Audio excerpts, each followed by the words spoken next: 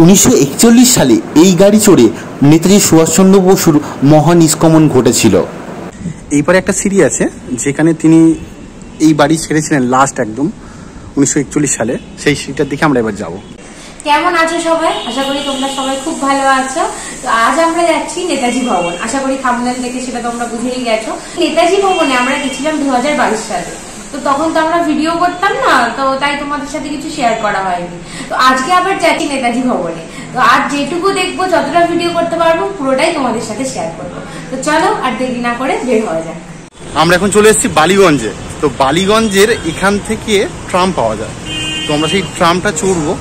কিন্তু ট্রাম এখান থেকে যায় টালিগঞ্জ, মানে গড়িয়াহাট থেকে টালিগঞ্জ এই রুটটা আছে। আরও আছে এসপ্ল্যানেড থেকে গড়িয়াহাট পর্যন্ত। আপাতত এই দুটো আমি জানি যে চালু আছে, তো দেখা যাক ট্রাম আছে কিনা। এই জায়গা থেকে বালিগঞ্জ থেকে যে টালিগঞ্জ পর্যন্ত ট্রাম চলে, সেই দেখতে পাচ্ছ এখানে ট্রাম লাইন আছে। আর এটা হলো ট্রামের অফিসটা।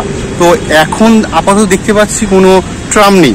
তোমরা যারা ট্রাম চড়োনি তারা এখানে এসে একটু ওয়েট করবে, মোটামুটি 30 মিনিট 40 মিনিট ওয়েট করতে হবে, কারণ আগের মতন ট্রাম পরিষেবা তো ভালো নেই।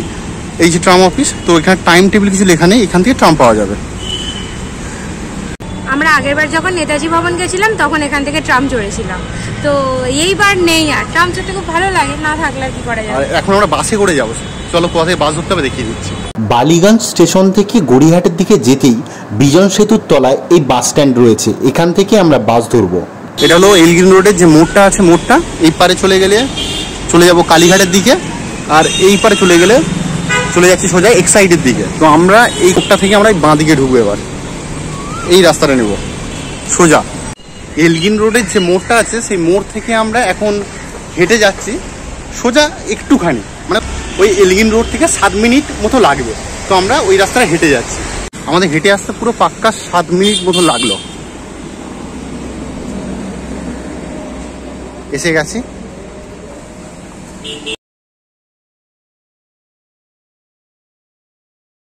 এই দেখো এবার লেখা আছে জয় হিন্দ, জয় টু নেতাজি, আর তার উল্টো দিকে আছে ফোরাম মল, আর এটা হলো নেতাজির বাড়ি। আমরা এখন চলে এসেছি নেতাজি ভবনের সামনে, আর বোর্ডে লেখা আছে নেতাজি ভবন সম্বন্ধে অনেক কিছু তথ্য। আর এটা হলো নেতাজি ভবন, সামনে নেতাজির মূর্তি রয়েছে।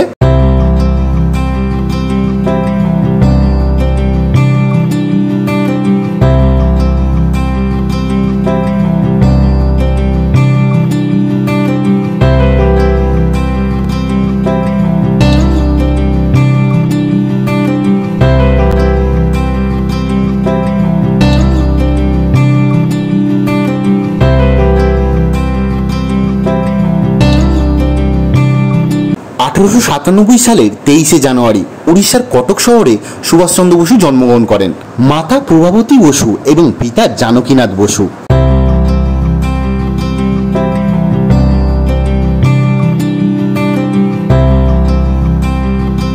বাড়ির সামনে লেখা রয়েছে জে.এন. বোস, অর্থাৎ জানকীনাথ বোস, সুভাষচন্দ্র বসুর বাবা। এবার চলো আমরা ভিতরে প্রবেশ করি। 1909 সালে সুভাষচন্দ্র বসুর বাবা জানকীনাথ বসু এই বাড়িটি নির্মাণ করেন। বর্তমানে এটি নেতাজি রিসার্চ ব্যুরো মালিকানাধীন।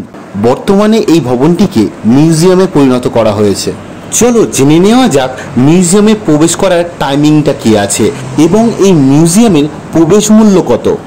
নেতাজি মিউজিয়ামের টাইম আছে সকাল 11টা থেকে 6টা, তবে টিকিট দেওয়া হয় বিকেল 5:30 পর্যন্ত। সোমবার দিন এই মিউজিয়াম বন্ধ থাকে।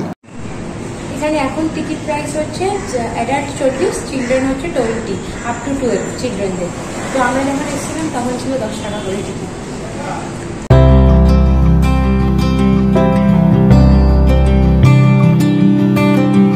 এটা হলো টিকিট অফিস আর বুক শপ। এখান থেকে তোমরা বইও কিনতে পারো, প্লাস এখান থেকে তোমাদের টিকিটটা নিতে হবে।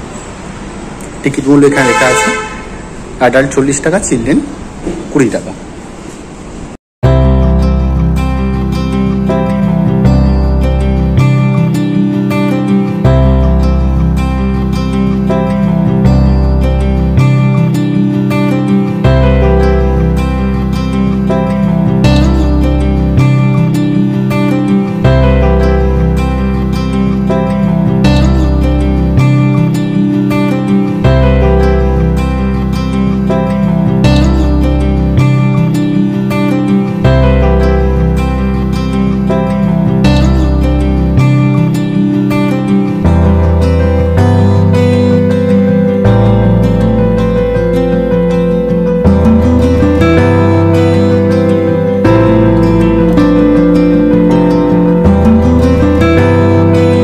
টিকিট কাটার পরে আমরা এবার বাড়ির ভিতরে প্রবেশ করব।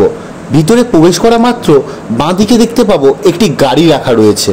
বাড়ির ভিতরের পরিকাঠামোটা বেশ সুন্দরভাবে গোছানো রয়েছে এখনো পর্যন্ত। 1941 সালে এই গাড়ি চড়ে নেতাজি সুভাষচন্দ্র বসুর মহানিষ্ক্রমণ ঘটেছিল।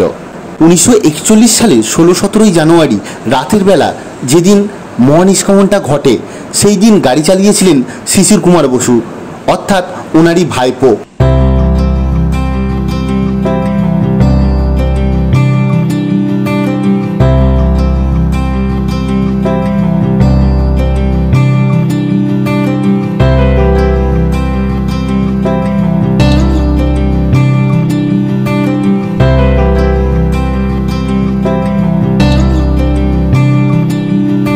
যেখানে গাড়িটি রাখা রয়েছে তার উল্টো দিকে রয়েছে একটি বড় হলঘর, আর সেই হলঘরের মধ্যে রয়েছে অনেক ছবি প্রদর্শন করা।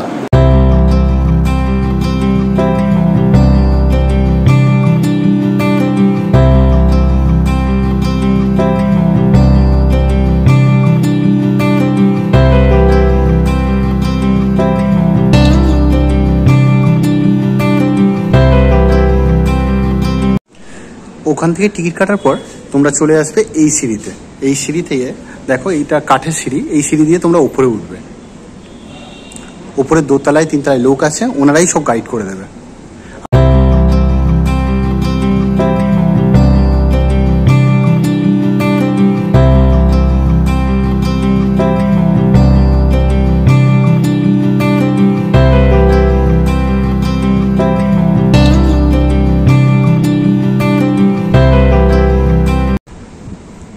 এইবারে একটা সিঁড়ি আছে যেখানে তিনি এই বাড়ি ছেড়েছিলেন লাস্ট একদম 1941 সালে। সেই সিঁড়িটার দিকে আমরা এবার যাব।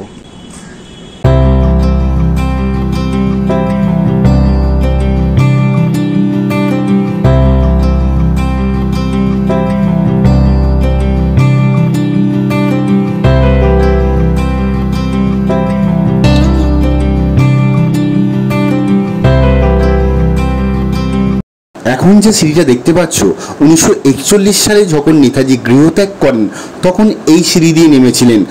আর ওই যে সামনে গাড়ি রাখা রয়েছে দেখলে, সেই গাড়িটি কিন্তু এই সিঁড়ির সামনে ছিল। সেই দিন রাতে গাড়ি চালিয়েছিলেন শিশির কুমার বসু।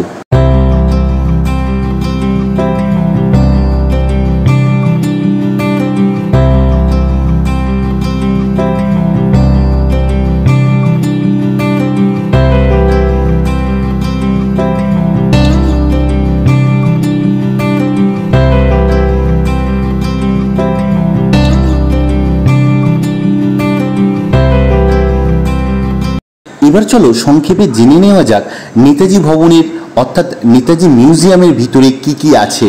কাঠের সিঁড়ি দিয়ে উপরে উঠলে দেখা যাবে স্বাধীনতার পূর্ব সময়ের অনুভূতি। বাড়ির ভিতরে প্রবেশযোগ্য 2টি তলা আছে। কাঠের সিঁড়ি বেয়ে উপরে উঠতে আমরা দোতলায় নেতাজির বেডরুমে আসি। পাশের ঘরে নেতাজির বড় ভাই অর্থাৎ মেজ দাদা শরৎচন্দ্র বসুর ব্যবহৃত জিনিসপত্র, আসবাবপত্রও রয়েছে।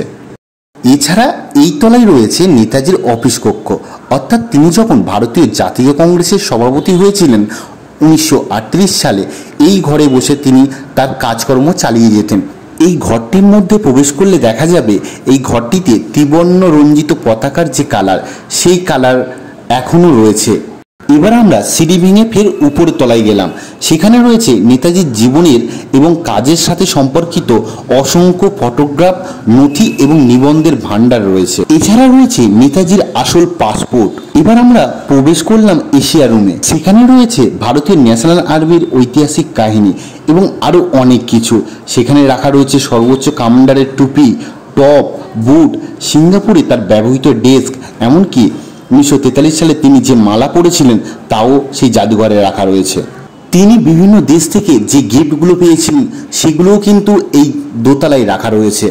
আরও অনেক কিছু রাখা রয়েছে এই ঘরেতে। তোমাদেরকে অন্তত একবার এই নেতাজি ভবনে এসে ঘুরে যেতেই হবে। আমরা বেশ নেতাজি ভবনে অনেকক্ষণ সময় কাটিয়েছিলাম। ভিতরে কিন্তু ভিডিও করতে দেয় না, তাই তোমাদের সাথে শেয়ার করতে পারলাম না। যে অভিজ্ঞতাটা অর্জন করেছিলাম সেটাই তোমাদের সাথে শেয়ার করলাম। নেতাজি ভবনের ব্লগটা তোমাদের কেমন লাগলো? যদি ভালো লেগে থাকে অতি অবশ্যই একবার ঘুরে আসবে। আর বন্ধুদের সাথে শেয়ার করে নাও যাতে বন্ধুরাও যেতে পারে সেখানে। তোমরা কিন্তু ব্লগটাকে লাইক শেয়ার কমেন্ট করতে ভুলে যাচ্ছ, আর চ্যানেলে নতুন থাকলে অতি অবশ্যই সাবস্ক্রাইব করে দাও।